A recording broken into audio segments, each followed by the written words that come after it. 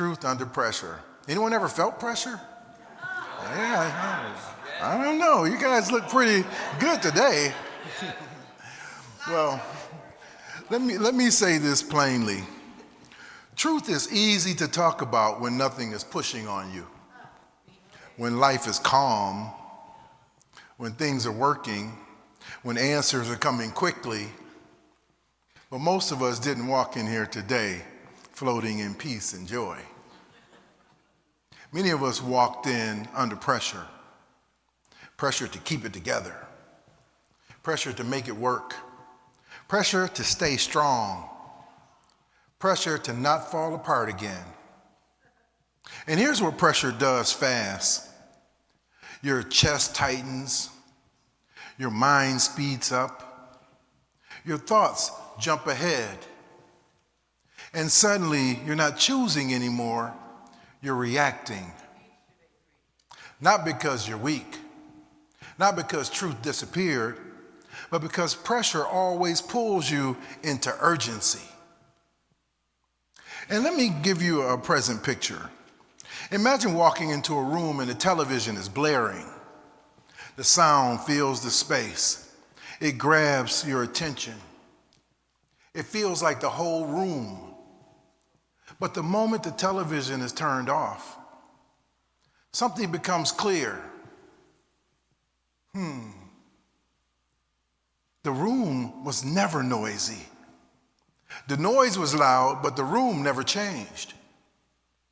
That's pressure. Pressure is loud. Urgency grabs your attention. Reaction fills the space inside of you, but nothing real ever changed. And let me give you a reality that, not too many people have explained to them. Pressure doesn't remove truth from your life. Pressure narrows where your attention goes. And when it hits, attention collapses into thought. Thought starts running the moment. Fear starts sounding reasonable. Reaction starts feeling necessary. And that's the moment most people say, I know truth, but I can't access it right now. Nothing is wrong with you in that moment. Your awareness just narrowed. You can believe truth and still react. You can pray and still feel hijacked. You can know better and still snap, rush, withdraw, or panic. That's not failure. That's the human nervous system responding to urgency. And here's the good news. If you can notice the reaction, you're not inside of it. Because the misstep is being unaware, not noticing your own urgency to react to circumstances. But the circumstance isn't the power, you are. But let's breathe here a moment. Because this is the awareness. Breathe in with me. Now, here's what it looks like in real life. There are moments, real moments, where something hits and it's immediate. You see an email and your stomach drops. You get a text and your mind starts racing. A bill shows up and suddenly you're doing math in your head at midnight.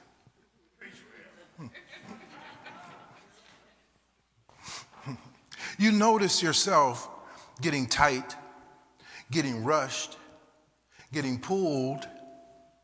But the danger isn't the moment. The danger is leaving your awareness in the moment. And let's be clear. Leaving awareness doesn't mean you stop believing. It means the need to control takes over. The need to be right takes over. The need to say something, do something, prove something, fix something takes over. And in that moment, you're not responding to life anymore. You're reacting to discomfort. So hear it again. The danger isn't the moment. The danger is leaving your awareness in the moment. You all know this place. The argument that starts small and turns into a storm. You avoiding the phone call because you don't want to deal with what's on the other end. The waiting for the doctor, waiting on the money, waiting on the answer, waiting for the other shoe to drop. And suddenly your mind starts writing disaster stories and coming up with conspiracy theories. That's the narrowing. That's the moment of danger where reaction tries to take the wheel. Now stay with me, because this matters. Awareness isn't something you create when pressure hits. Awareness is already there. Noticing the pressure right now, which means this: the part of you that notices the pressure is not under pressure. The part of you that notices the pressure is not under pressure. Say that with me quietly. The part of me that notices the pressure is not under pressure. Pressure can speed up the body. Pressure can flood the mind. But pressure cannot rush your awareness. And you don't need to steady your awareness. It was never moving in the first place. It never changed. That's awareness. But let me tell you a story from the book of 1 Kings that speaks directly to this. Elijah was overwhelmed, fearing for his life, exhausted, spent. His awareness had narrowed. He'd done everything he knew how to do, and still it wasn't enough. And the scripture says there was wind, there was fire, there are earthquakes and noise. But God isn't in the noise. God was recognized in a still, small, quiet, loving awareness. And when Elijah noticed spirit there, something real happened. His attention shifts. Urgency releases its grip. Calm returns. Strength reappears. Not because the noise was wrong, but because truth was never under pressure. And hear me, that quiet, steady awareness that Elijah discovered, that's what we're here to notice today. That's not absence, that's God. That's presence already holding you and giving you back your power. And here's what most people notice when awareness no longer drowns out urgency and fear. Your life doesn't instantly become easy, but it does become clear. Not because you're controlling yourself better, but because urgency is no longer in charge. And the moment urgency stops driving the moment, reaction no longer runs things. That's when response becomes available.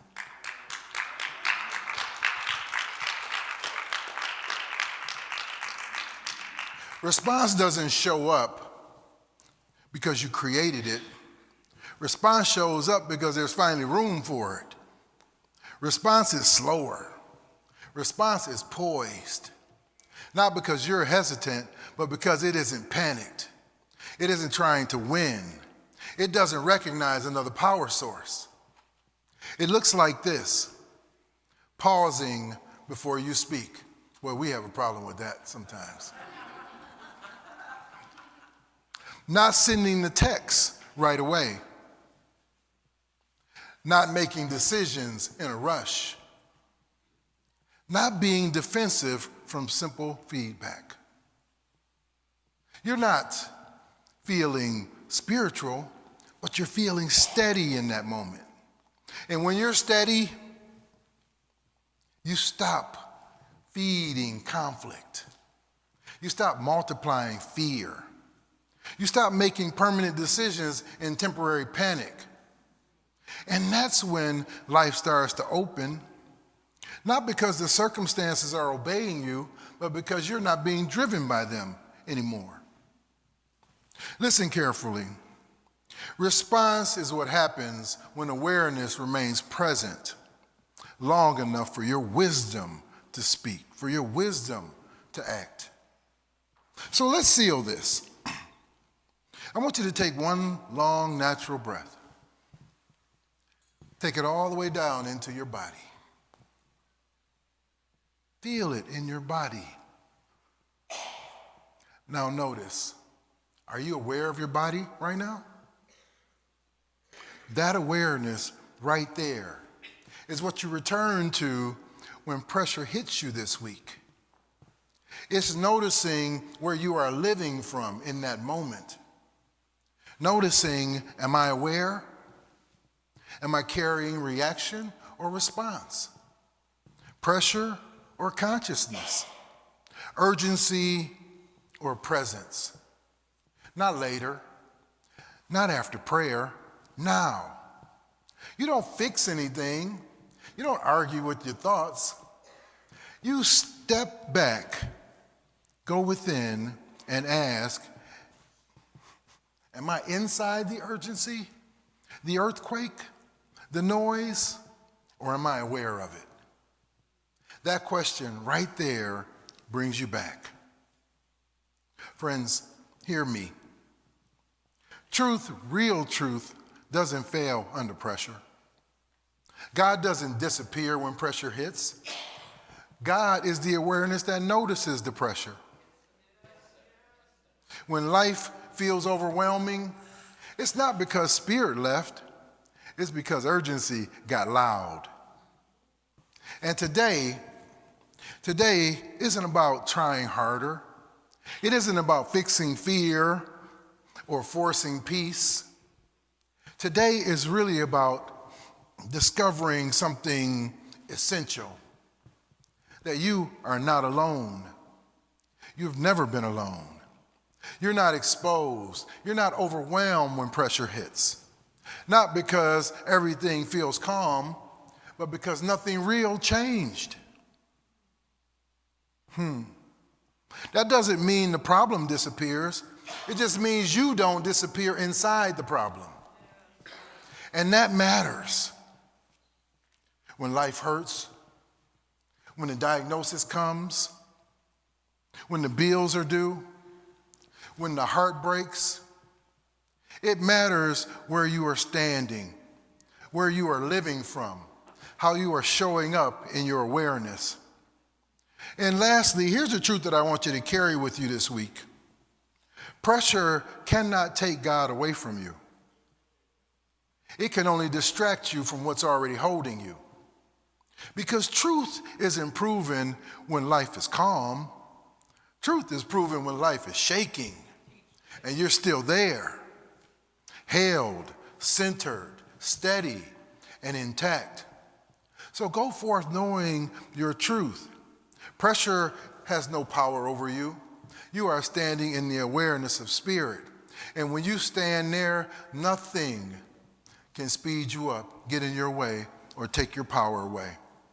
Thank you all, and God bless you.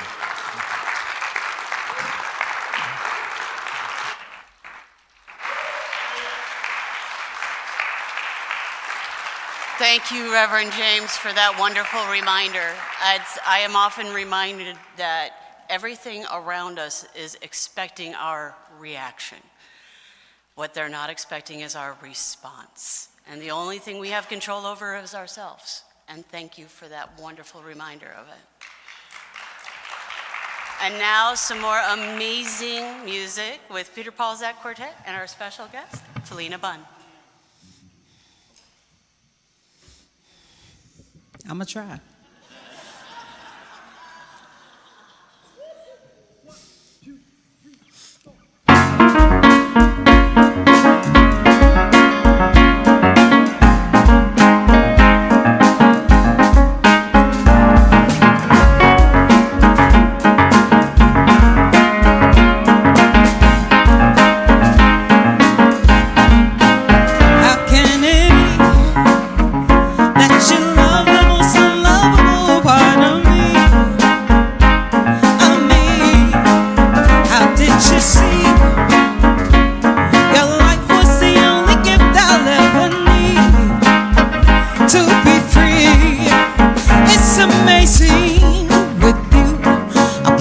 even when I lose, everything's working for my good for always. He saved the day, he will come through. He won't bail, that's not what superheroes do. No greater love makes my heart beat. All I wanna do is make you proud of me. I don't wanna love nobody but you. I don't wanna love nobody but you. I don't wanna love nobody but you. How can it be? Every one of my secrets you will always keep. You cover me, a mystery. Your patience with me will never leave. Don't ever leave. Help me to see like you. No matter what I go through, everything's working for my good for always.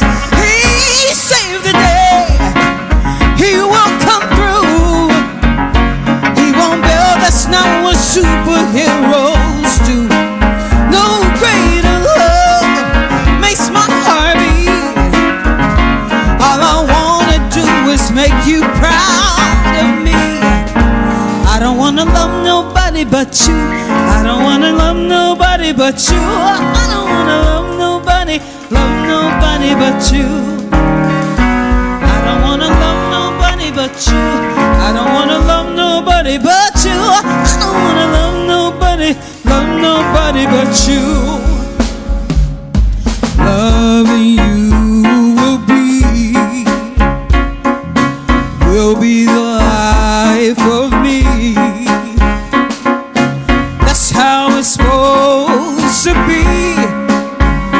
More of you and less of me. I don't wanna love nobody but you. I don't wanna love nobody but you. I don't wanna love nobody but you. I don't wanna know nobody but you. I don't wanna love nobody but you. I don't wanna love nobody but you. He saved the day, he will come through. He won't bail, that's not what superheroes do. No greater love makes my heart beat. All I wanna do is make you proud of me. Yes, he saved the day, he will come through. He won't bail, that's not what superheroes do. No greater love that makes my heart beat. All I wanna do is make you proud of me. I don't wanna love nobody but you. I don't wanna love nobody but you. I don't wanna love nobody but you. Say that with me. I don't wanna love nobody but you. I don't wanna love nobody but you. I don't wanna love nobody but you.